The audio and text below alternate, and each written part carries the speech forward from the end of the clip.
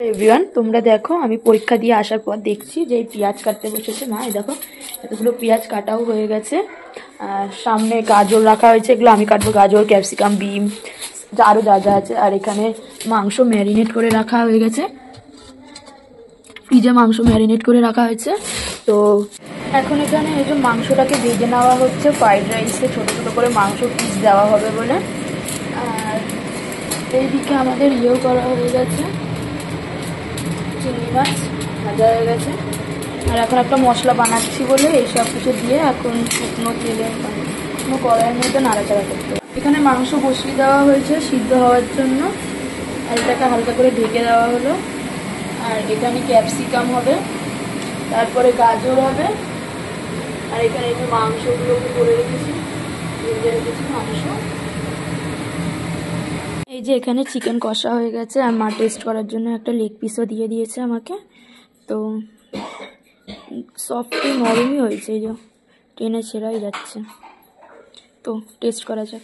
এই যে গরম গরম ভাত পুরো হাঁড়ি থেকে সবে নামালো, নামিয়ে ঢেলে দিয়েছে। দেখো ডেচকিতে ভালোভাবে ঘি লাগিয়ে তারপরে ভাতটাকে ঢেলে দিল, তারপরে যা যা ইনগ্রিডিয়েন্টস লাগে সবকিছু দিয়ে ভালোভাবে মিক্স আপ করে নিল মা। তোমরা দেখতে পাচ্ছ যে এখানে মটন রেজালা পুরো কমপ্লিট।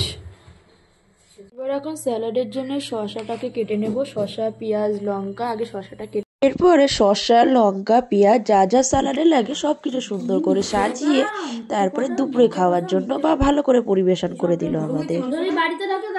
দাদা খেয়েছো? খাওনি?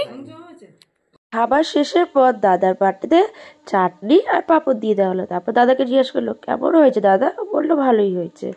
তারপরে সন্ধ্যা স্ন্যাক্সে গরম গরম পকোড়া, কফি আনা হলো। তোমাদের কাছে সবকিছুই ক্লিয়ার হয়ে যাবে যে আমাদের বাড়িতে আজকে কি ছিল আর এতই বা কেন ধুমধাম করে খাওয়া দাওয়া করা হয়েছে।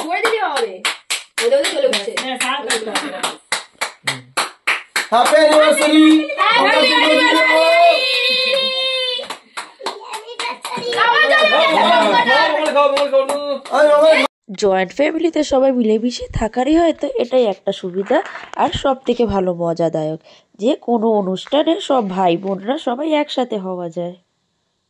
ওরা সবাই রাতে বাড়ি চলে যাবে বলে যে যার ডিনারটা কমপ্লিট করে ফেললো।